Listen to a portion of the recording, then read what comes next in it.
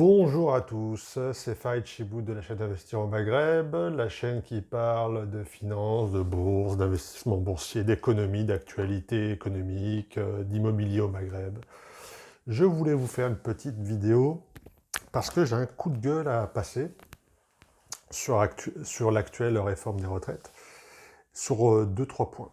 Donc, premier point, alors moi, pour être honnête, je suis classé au centre droit, plutôt libéral, plutôt à cheval sur la comptabilité. Donc voilà, je ne suis pas un révolutionnaire d'extrême gauche ou de gauche, je suis de droite, de centre droit et libéral. Donc ça, c'est pour poser le problème, enfin pour poser le profil, la personne qui est en face de vous.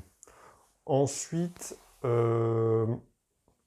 j'ai fait un petit sondage, je travaille dans une grande banque française, et j'ai fait un sondage autour de moi sur l'âge de départ à la retraite de mes collègues. Donc la plupart de mes collègues ont fait des études supérieures, sont arrivés sur le marché du travail entre, on va dire, 23 et 26 ans, donc ça les fait partir minimum à 67. Vous savez qu'à 67, vous pouvez partir, il n'y aura pas de décote, et donc vous n'êtes pas obligé de faire 43 annuités, donc c'est 67 pour tout le monde. Donc, le passage de 62 à 64 ans, ça ne nous impacte pas. Donc la question de savoir, mais ça impacte qui alors le passage de 62 à 64, l'âge pivot? Eh bien en fait, ça impacte les gens qui ont commencé à 19, 20 et 21 ans. À 21 ans, vous partez à 64. 21 plus 43. Ça fait 64 ans. En dessous, à 18, 19, 20 ans, vous auriez dû partir à 60, 61, 62, 63 ans. Donc ça vous fait reculer l'âge de départ à la retraite. Avant, vous ne pouvez pas. Sinon, vous avez une décote. Que vous. Cette décote que vous avez jusqu'à la fin de votre vie. Et donc, en fait, c'est une réforme pour les salariés. Enfin, c'est une réforme pour ceux qui ont commencé tôt.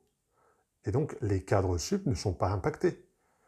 Donc, sur le principe, c'est complètement injuste. Déjà, premier point. Déjà, ils ont les salariés, enfin les petits salariés, les petits fonctionnaires ont des petits revenus. En plus, ils se mangent une réforme. Et en plus, ils vont se manger une petite retraite.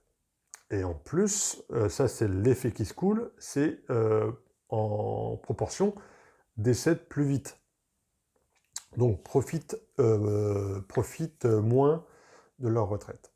Ça c'est premier élément.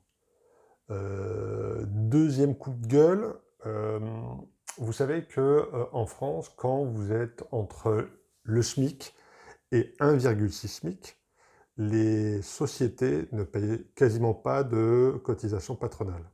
Alors, pourquoi les gouvernements, ça remonte à vachement loin, pourquoi ils ont fait ça?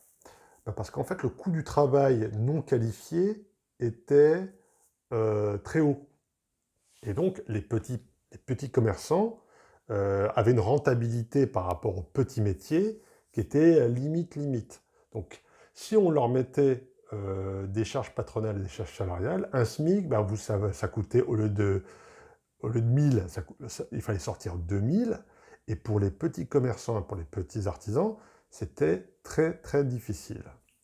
Donc, le SMIC est trop haut, dû à une politique de SMIC, d'augmentation du SMIC trop rapide par rapport à sa rentabilité.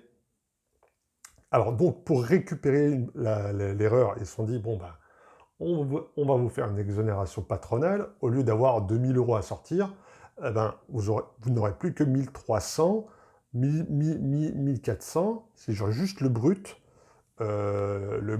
salarial, et ça vous fait une petite ristourne, et ça vous permettra d'embaucher plus. Sauf que, si, si c'est destiné aux petits commerçants, aux petits artisans, aux petits patrons, why not? Sauf que ça a créé ce qu'on appelle un effet d'aubaine, et donc des grosses sociétés comme Amazon, comme Apple, qui n'ont pas que des ingénieurs et ils ont des gens qui tirent des palettes à 1300, 1400 balles, ou des préparateurs de commandes. Donc, eux, ils bénéficient de ces exonérations de charges qui, au total, coûtent des milliards à la collectivité. On appelle ça une niche sociale et non fiscale. Et donc, je dis, mais c'est encore une injustice. En gros, il manque 10 milliards. On demande aux petits déjà d'augmenter leur âge de départ. Tout ça parce qu'il y a des grosses boîtes comme Amazon, Coca-Cola, Apple ou que sais-je, qui ne payent pas leurs cotisations patronales, des cotisations retraite. Donc, deuxième injustice que le gouvernement n'a jamais corrigée. Il suffit de supprimer cette niche sociale. Et je me dis, mais c'est le syndrome de Robin des Bois à l'envers. C'est-à-dire que on prend aux pauvres pour donner aux riches, quoi. Et donc, pour moi, ça m'est insupportable. Pour moi, je trouve que c'est dégueulasse. Donc, je trouve cette réforme injuste. Il y a des cotisations à aller chercher, notamment dans les grands groupes. Je rappelle que je suis de droite et libéral. Donc, pas en commentaire l'extrême gauche ou le gauchiste. Non, non, je suis de droite et libéral. Mais les libéraux sont attachés à l'équité et aux règles du jeu. Et la règle du jeu, c'est que tout le monde paye des cotisations sociales. Voilà, c'est une caisse. S'il n'y a pas assez de monde qui cotise dans la caisse, ben, c'est normal qu'il y ait des trous. Donc les 10-12 milliards, c'est peut-être par là-bas qu'il faut aller les chercher.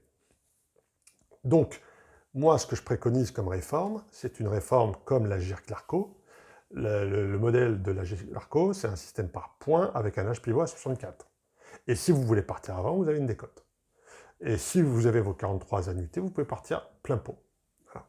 Et l'avantage du point, c'est que vous ne pouvez pas avoir de système déficitaire. C'est-à-dire que vous avez une caisse, et au 31 décembre, on fait, je dis une bêtise, hein, au 31 décembre, vous faites la comptabilité, vous voyez qu'il manque de l'argent, bah, vous baissez le point. Donc, la prochaine année, votre point, admettons, il valait en 2022 5 euros, ben là, il va valoir 4,50 €. Donc, 4,50 € fois le nombre de points que vous avez accumulés pour faire votre retraite, bah, votre retraite, en temps réel, va s'ajuster par rapport à ce qu'il y a dans la caisse. Alors, l'inconvénient, c'est ça s'ajuste par rapport à la démographie et par rapport à l'activité du pays. Donc, moins de retraite pour ceux qui sont en place. Beaucoup d'incertitudes, vous ne savez pas ce que vous allez avoir. Mais, point positif, vous avez un système de retraite, équilibré.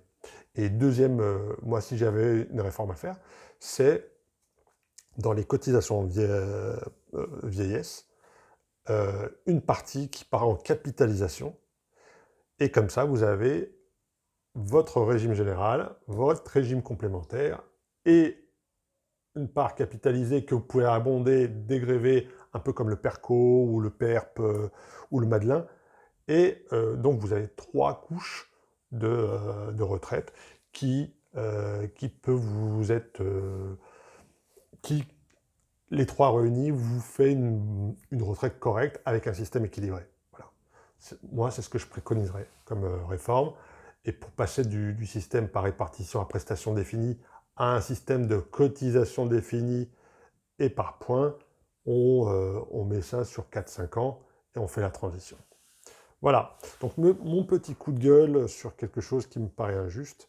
J'espère que vous avez apprécié la vidéo. Un pouce bleu, les commentaires, je répondrai, blablabla. Et à la prochaine. Ciao.